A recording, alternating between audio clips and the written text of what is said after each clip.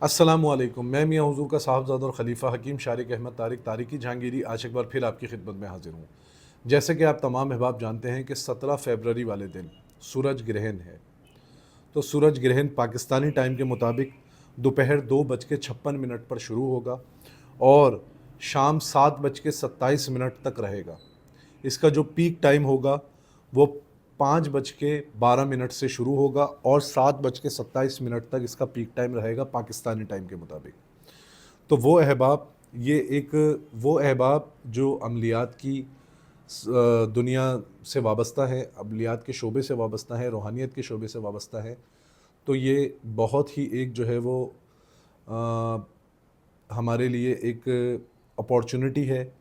कि हम अपने ऑरा को, हम अपनी स्पिरिचुअल पावर को, हम अपनी रूहानी क़ुव्वत को बढ़ा सकते हैं। और सूरज ग्रहण, चाँद ग्रहण ये ऐसे मौक़े होते हैं कि अमलियात के शोबा अमलियात से जो लोग ताल्लुक़ रखते हैं, शोबा रूहानियत से जो लोग ताल्लुक़ रखते हैं, ये बहुत बड़ी अपॉर्चुनिटी होती है उन लोगों के लिए कि वो अपने अपने आमाल को और मज़बूत करें और अपनी पावर्स को और ज़्यादा जो है वो इन्हेंस कर सकें। तो आपने करना ये है कि आप जो भी अमल करते हैं, नादे अली शरीफ का करते हैं, सूरह इखलास का करते हैं, सूरह नास का करते हैं, सूरह मुज़म्मिल का करते हैं, यासीन शरीफ का करते हैं, किसी मुंदरे का करते हैं, कोई मुंदरा पढ़ते हैं,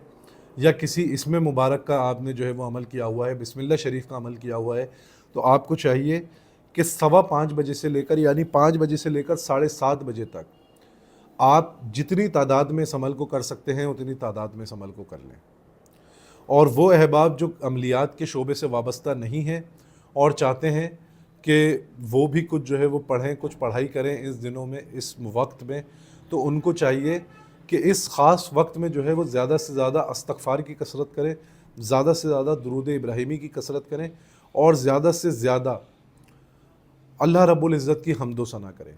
इसके अलावा जो प्रेग्नेंट ख़वातीन हैं वो नोकदार चीज़ों का इस्तेमाल ना करें, स्टील की या लोहे की चीज़ों का इस्तेमाल ना करें। कोशिश करें कि इस टाइम पे जो है वो सीधी जो है वो लेट जाएं और कोई काम ना करें, क्योंकि जो प्रेग्नेंट ख़वातीन होती हैं सूरज ग्रहण में, चाँद ग्रहण में, ये एक मिथ है कि लोग कहते हैं कि उनके बच्चों पे जो है वो बड़ा बुरा असर पड़ सकता है अगर वो चाकू, छुरी, नील कटर इस तरह की चीज़ें इस्तेमाल करें, या चम्मच या फ़ॉक, कुछ भी ऐसी इस तरह की चीज़ इस्तेमाल कर दें, तो उसका असर जो है वो उसके बच्चों पर होता है। तो खैर हमारा अकायद ये नहीं है, लेकिन फिर भी एहतियात इलाज से बेहतर होती है। तो जो ख़वातीन ऐसी हैं जो कि हामला हैं उनको परहेज़ करना चाहिए, और जो ऐसी ख़वातीन हैं जो बूढ़ी ख़वातीन हैं या जो वो लोग हैं जो बूढ़े हज़रात हैं, उनको चाहिए कि सूरज ग्रहण के इस वक्त में ज़्यादा से ज़्यादा इस्तग़फ़ार की कसरत करें,